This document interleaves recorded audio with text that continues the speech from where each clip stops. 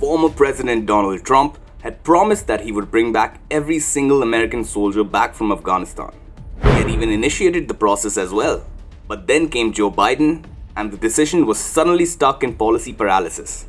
After immense pressure from both the American people as well as the Republican Party, Joe Biden decided to follow Trump's policy in Afghanistan and promised to bring back every single American soldier stationed there.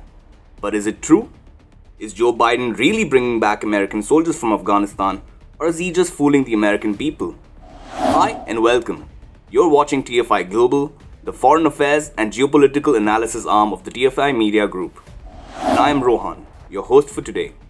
In this video, we'll discuss how Joe Biden's promise of bringing back American soldiers from Afghanistan is just a giant smokescreen to cover some nefarious activities in the region.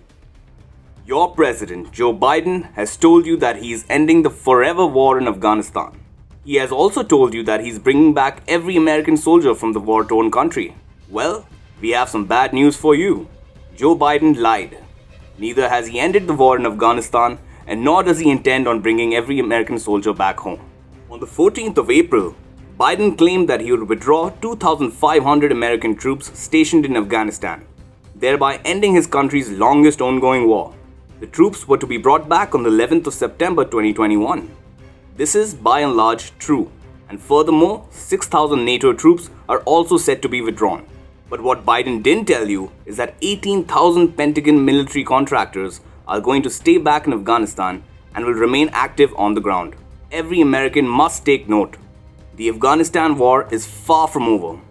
With his actions, Biden is only privatizing and downsizing it, while making America's involvement highly covert. So why is the war not ending? Well, the fact remains that Biden is a man of the deep state. Yes, the same deep state which has profiteered massively out of the Afghanistan war.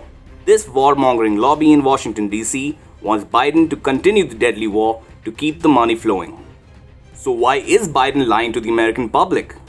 There are two simple reasons. One, because Americans are fed up with the number of troops who have lost their lives fighting a faraway war thousands of miles away.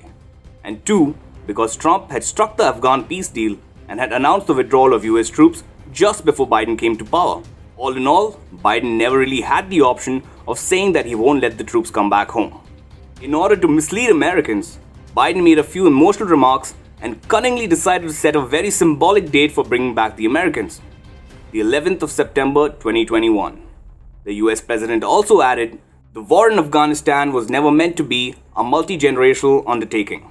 He further added, we were attacked, we went to war with clear goals, we achieved those objectives, Bin Laden is dead, and Al-Qaeda is degraded in Afghanistan, and it's now time to end the forever war. However, as per NYT, instead of declared troops in Afghanistan, the United States will most likely rely on a shadowy combination of clandestine special operation forces, Pentagon contractors, and covert intelligence operatives to find and attack the most dangerous Qaeda or Islamic State threats. These remaining American elements will continue to perform warlike functions of finding and neutralizing so-called threats in the region. NYT also reported the United States maintains a constellation of air bases in the Persian Gulf region, as well as in Jordan, and the Pentagon operates a major regional air base in Qatar. Though not as practical and effective as ground combat, these bases can be at least theoretically used for launching long-range bombing campaigns and armed drone missions. So while regular American troops may come back to the US, the new arrangement consisting of private military contractors, special operations forces, and intelligence operatives will continue to serve the purpose of the war lobby and the arms lobby, who will continue to extract profits out of government spending on a war financed by American taxpayers. It is, in fact, quite meaningless on the part of Joe Biden to withdraw only the troops and leave the mercenaries behind. Presently, the Pentagon employs more than 7 contractors for every serviceman deployed in Afghanistan. This reflects how the US government has almost completely outsourced the Afghanistan war to private military corporations in order to paint Americans the false picture that the war in Afghanistan has ended. Despite the formal withdrawal of troops, the US Special Forces operatives and CIA personnel are supposed to continue the secret war in Afghanistan that involves training tribal elements and proxies in assassination and Phoenix-style snatch-and-grab missions.